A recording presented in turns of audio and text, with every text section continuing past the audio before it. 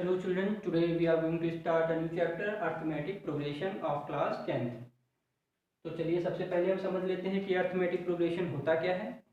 बच्चों यहाँ पे एक नंबर्स की लिस्ट है 2, 4, 6, 8, 10, 12 एंड सो ऑन। बच्चों यहाँ पे मैंने डॉट डॉट डॉट लगाया है, इसका मतलब एंड सो ऑन होता है। बच्चों यहाँ पे जो नंबर्स हैं इन्हें हम टर्म बोलते हैं। ये आपका फर्स्ट टर्म है जिसे A1 से डिनोट करते हैं या फिर A से भी डिनोट करते हैं। सेकेंड टर्म A2 से डिनोट करते हैं। Third term A3, fourth term A4, fifth term A5, six term A6 and so on.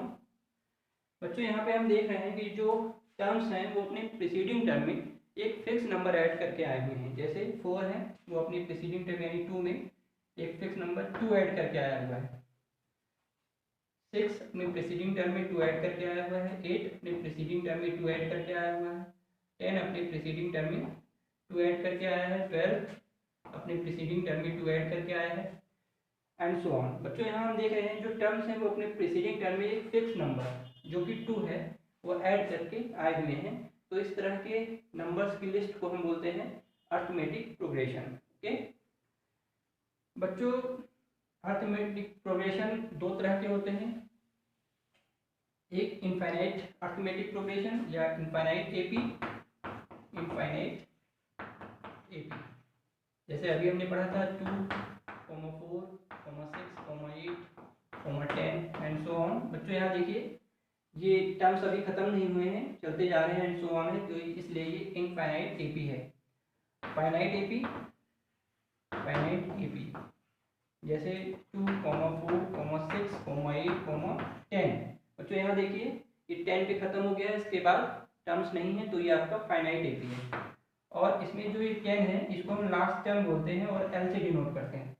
बच्चों फाइनाइट एपी में हमें लास्ट टर्म पता होता है क्योंकि इसके बाद नंबर्स होते ही नहीं, इसलिए लास्ट टर्म एल होता है फाइनाइट एपी में। चलिए बच्चों आगे बढ़ते हैं। बच्चों कुछ और एग्जाम्पल ले लेते हैं हम, जैसे -3, -2, -1, 0, 1, 2 एंड सो ऑन। बच्चों यहाँ देखिए जो टर्म्स हैं वो अपने प्रीसीडिंग टर्म में 1 ऐड करके आए हुए हैं। ये देखिए बच्चों,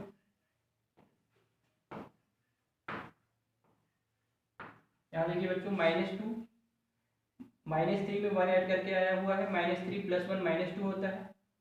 -2 + 1 -1 होता है। -1 + 1 0 होता है। 0 + 1 1 होता है। 1 + 1 2 होता है एंड सो ऑन। तो ये भी आपका ईपी है क्योंकि यहाँ पे टर्म जो है वो अपने प्रीसीडिंग टर्म में एक फिक्स नंबर जो कि 1 है ऐड करके आया हुआ है। चलिए एक एग्जांपल और देख लेते हैं। बच्चों 4, 3, 2, 1, 0, -1 एंड सो ऑन। बच्चों यहाँ देखिए जो टर्म्स हैं वो अपने प्रीसीडिंग टर्म में -1 ऐड करके आए हुए हैं। 4 - 1 3 होता है। 3 - 1 2 होता है।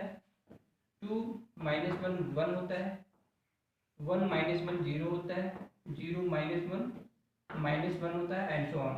बच्चों यहाँ देखिए जो टर्म्स हैं वो अपने प्रीसीडिंग टर्म में एक फिक्स नंबर -1 ऐड करके आए हुए हैं, तो ये आपका एक एपी है। तो इस तरह से देखा जाए बच्चों कि जो फिक्स नंबर ऐड किया गया है वो आपका पॉजिटिव भी हो सकता है, नेगेटिव भी हो सकता है। और बच्चों इन फिक्स नंबर को हम कॉमन डिफरेंस बोलते हैं। कॉमन डिफरेंस, कॉमन डिफरेंस, और इसे स्मॉल डी से डिनोट करते हैं। बच्चों यहाँ हम देख रहे हैं कि कॉमन डिफरेंस आपका नेगेटिव भी हो सकता है, जैसे कि यहाँ देख रहे हैं, पॉजिटिव भी हो सकता है जैसा कि पहले एग्जाम्पल में देखा हमने। तो कॉमन डिफरेंस डी है यहाँ पे। बच्चों कॉमन डिफरेंस निकालने के लिए हम टर्म माइनस प्रीसीडिंग टर्म करते हैं। जैसे आपका ये टर्म ए है फर्स्ट टर्म, ये term second term A2, third term A3, fourth term, fifth term, six term. तो हमें डी निकालना है, तो A2 - A1 second term minus first term, ठीक। या फिर डी ऐसे भी निकाल सकते हैं, A3 - A2 third term minus second term. तो बच्चों इस तरह से हम कॉमन डिफरेंस निकालते हैं। चलिए बच्चों आगे बढ़ते हैं। बच्चों जैसे कोई एग्जांपल दिया हुआ है 2, 4, 6, 8, 10 एंड सो ऑन, ये एपी है।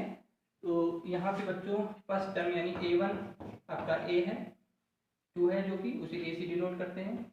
A2 जो है बच्चों वो फर्स्ट टर्म में एक फिक्स नंबर 2 ऐड करने पे आया है, तो A2 हो जाएगा A+2 फर्स्ट टर्म +2। बच्चों जो थर्ड टर्म है वो सेकेंड टर्म में एक फिक्स नंबर जो कि 2 है ऐड करने पे आया है। ये देखिए बच्चों थर्ड टर्म सेकेंड टर्म में 2 ऐड करने पे आया है, या फिर इसे ऐसे भी लिख सकते हैं A2 बच्चों यहाँ पे हमने A+2 निकाला था, तो A+2 भी लिख सकते हैं +2, तो A3 हो जाएगा आपका A+4।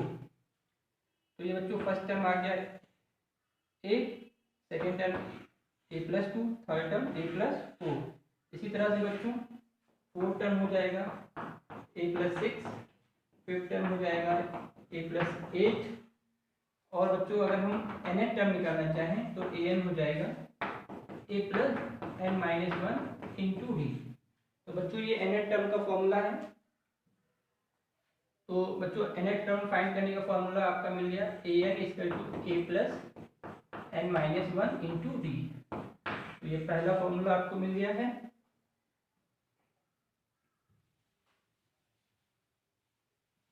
बच्चों अगर कोई भी एपी फाइनाइट एपी हो तो उसमें लास्ट टर्म पता होता है, लास्ट टर्म को एल से डिनोट करते हैं। तो लास्ट टर्म के लिए L = A+n-1 इंटू डी। ये आपका लास्ट टर्म का फॉर्मूला है, last term L = A+n-1 into D.